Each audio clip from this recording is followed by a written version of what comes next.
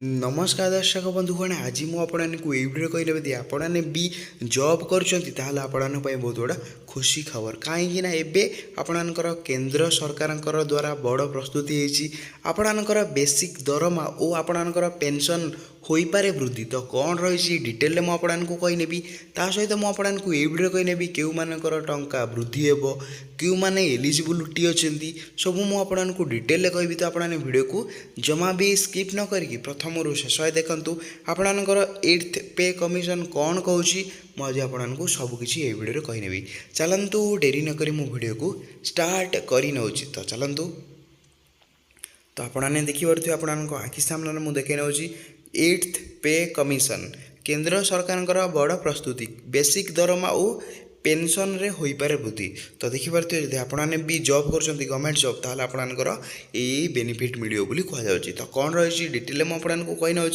तो देखिपे केंद्र सरकार अष्टम वेतन आयोग तो गठन पाई प्रस्तुति आरंभ कर तो देखिपे आपणकर जो 8 पे कमिशन पाई गठन आरंभ कर सहित कौन कहूँ कही नौ जहाँ माध्यम केंद्रीय कर्मचारी एवं पेंशन भोगी को बेसिक दरमा और पेंशन रे उल्लेखनीय वृद्धि हो पार संभावना अच्छी जदि आपने भी केंद्रीय कर्मचारी तो आपणकर पेंशन भोगी बेसिक दरमा वृद्धि हो पारे कि आपणकर पेंशन रे वृद्धि होबार संभावना अच्छे बोली कहुच्छी यही आयोगटर गठन जानुआरी 2025 रे प्रधानमंत्री नरेंद्र मोदी द्वारा अनुमोदित होता तो यह केबे अनुमोदित होता प्रधानमंत्री नरेंद्र मोदी द्वारा 2025 रे जानुआरी मासरे अनुमोदित होता बोली कहुच्छी ता सहित यह 2026 जानुआरी 1 तारिख रु कार्यकारी होबार आशा करा जाउची तो यह केबे आशा करा जाउची यह कार्यकारी हो बोली तो यह प्रथमे जानुआरी 2025 रे आरंभ करथिले प्रधानमंत्री तो आपणकर जना विशेष सूचना जना पड़ुची 2026 रे यह कार्यकारी हो बोली कहुच्छी ता सहित कौन रही मुझे डिटेल कही नौ देखिए तलक मु स्क्रोल कर नौची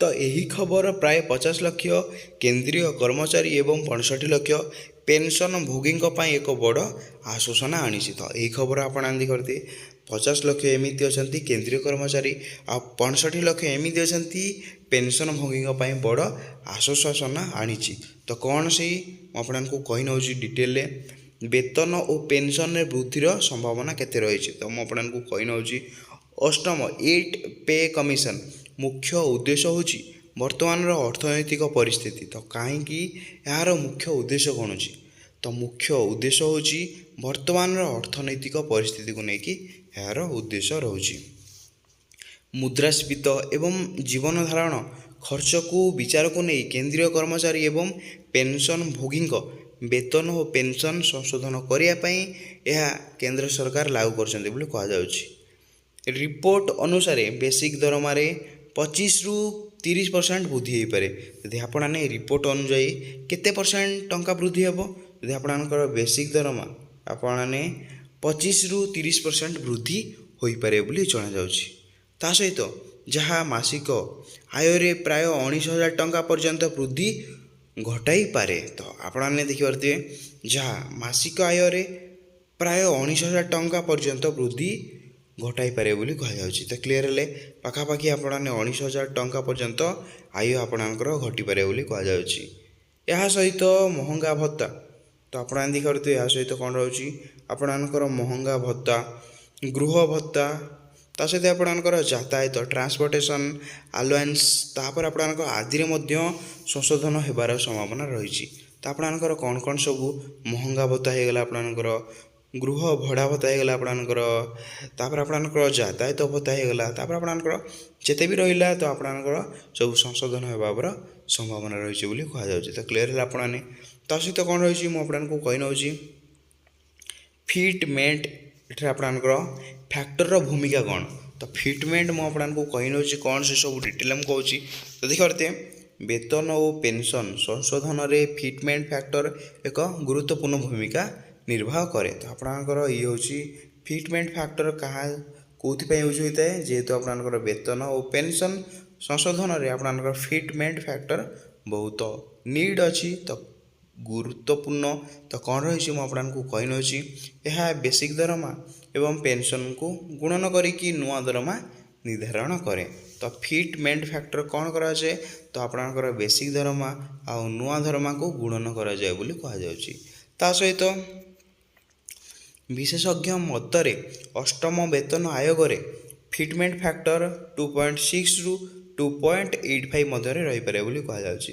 ତ ଆପଣଙ୍କର ଯେଉଁ ଅଷ୍ଟମ 8 ପେ କମିଶନ ଅନୁଯାୟୀ ତ ଆପଣଙ୍କର କେତେ ଭିତରେ ଫିଟମେଣ୍ଟ ଫ୍ୟାକ୍ଟର ରହିବ? 2.6ରୁ ନେଇକି ଆପଣଙ୍କର 2.85 ମଧ୍ୟରେ ରହିପାରେ ବୋଲି କୁହାଯାଉଛି। ଉଦାହରଣ ସ୍ୱରୂପ ଯଦି ବେସିକ୍ ଦରମା 18,000 ଟଙ୍କା ଏବଂ ଫିଟମେଣ୍ଟ ଫ୍ୟାକ୍ଟର 2.86 ହୁଏ, ତେବେ ନୂଆ ବେସିକ୍ ଦରମା ହେଉଛି 51,480 ଟଙ୍କା ହୋଇପାରେ।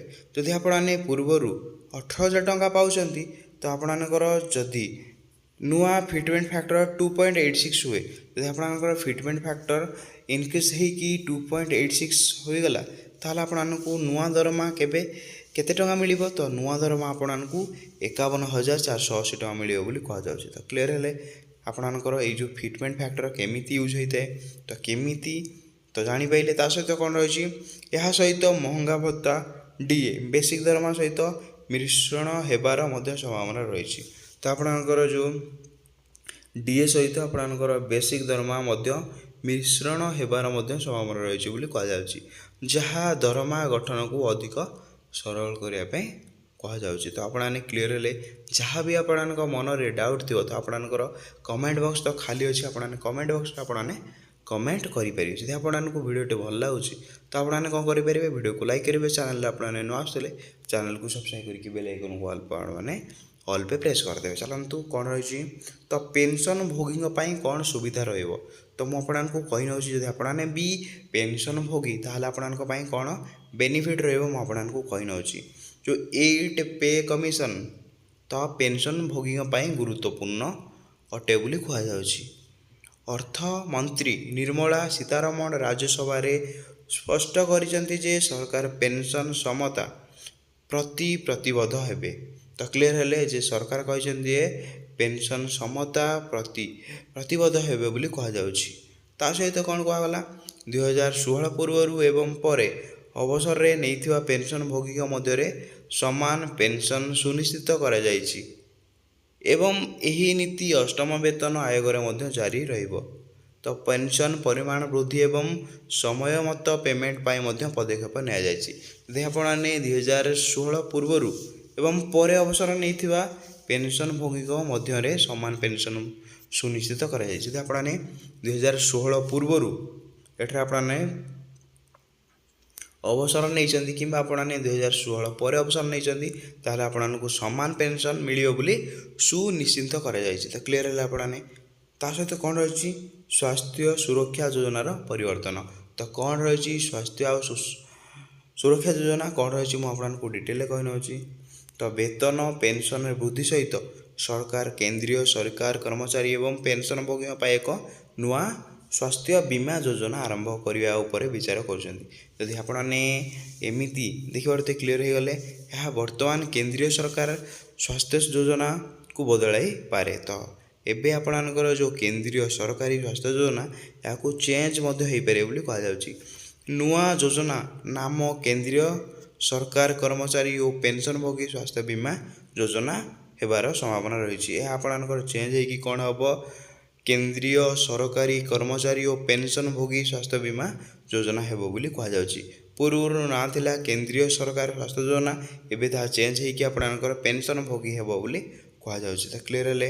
ତା ସହିତ କାର୍ଯ୍ୟକାରୀ ଓ ସମୟସୀମା ତ କ'ଣ ରହିଛି କାର୍ଯ୍ୟକାରୀ? ଯଦି ଅଷ୍ଟମ ବେତନ ଆୟୋଗର ଗଠନ ଘୋଷଣା କରାଯାଇଛି, କିନ୍ତୁ ଏହାର ସଦସ୍ୟ ନିଯୁକ୍ତି ଏବଂ ସୁପାରିଶ ପ୍ରସ୍ତୁତି ପାଇଁ 1 ବର୍ଷରୁ ଅଧିକ ସମୟ ଲାଗିପାରେ। ରିପୋର୍ଟ ଅନୁସାରେ ଆୟୋଗର ସୁପାରିଶ 2026ର ଦ୍ୱିତୀୟାର୍ଦ୍ଧରେ ଦାଖଲ ହେବାର ସମ୍ଭାବନା ରହିଛି ଏବଂ ନୂଆ ବେତନ ଓ ପେନ୍ସନ୍ ଗଠନ 2027 ଆରମ୍ଭ କାର୍ଯ୍ୟକାରୀ ହୋଇପାରେ ବୋଲି କୁହାଯାଉଛି। ତେବେ ନୂଆ ଗଠନ କାର୍ଯ୍ୟକାରୀ ହେବା ପରେ କର୍ମଚାରୀ ଓ ପେନ୍ସନ୍ ଭୋଗୀମାନେ 2026 ଜାନୁଆରୀ 1 ତାରିଖରୁ ପ୍ରାପ୍ୟ ପାଇପାରିବେ ବୋଲି କୁହାଯାଉଛି। ତ ଆପଣମାନେ କ୍ଲିୟର ହେଲେ। ମୁଁ ଆପଣଙ୍କୁ ଡିଟେଲରେ କହିନେଲି। ଯଦି ଆପଣଙ୍କୁ ଭିଡ଼ିଓଟି ଭଲ ଲାଗୁଛି, ତାହେଲେ ଆପଣଙ୍କ ଘରେ ଭିଡ଼ିଓକୁ ଲାଇକ୍ କରିବେ। ଚ୍ୟାନେଲରେ ଆପଣମାନେ ନ ଆସିଲେ ଚ୍ୟାନେଲକୁ ସବସ୍କ୍ରାଇବ୍ କରିଦେବେ। ଯାହା ବି ରିଲେଟେଡ଼ ଆପଣଙ୍କର ये जो रिलेटेड मु आपको कहने जदि आप पेंशन रिलेटेड किसी भी प्रोब्लेम आस HRA रिलेटेड प्रोब्लेम आस जहाँ भी आप प्रोब्लेम आस तो आपने कमेंट करेंगे। तो आप केंद्र सरकार बड़ प्रस्तुति एट पे को लेकिन आप दरमा को लेकिन पेंशन वृद्धि की लेकिन जब आप किसी भी डाउट अच्छी आपने कमेंट करूँ वीडियो मुझे एंड करना। जय जगन्नाथ।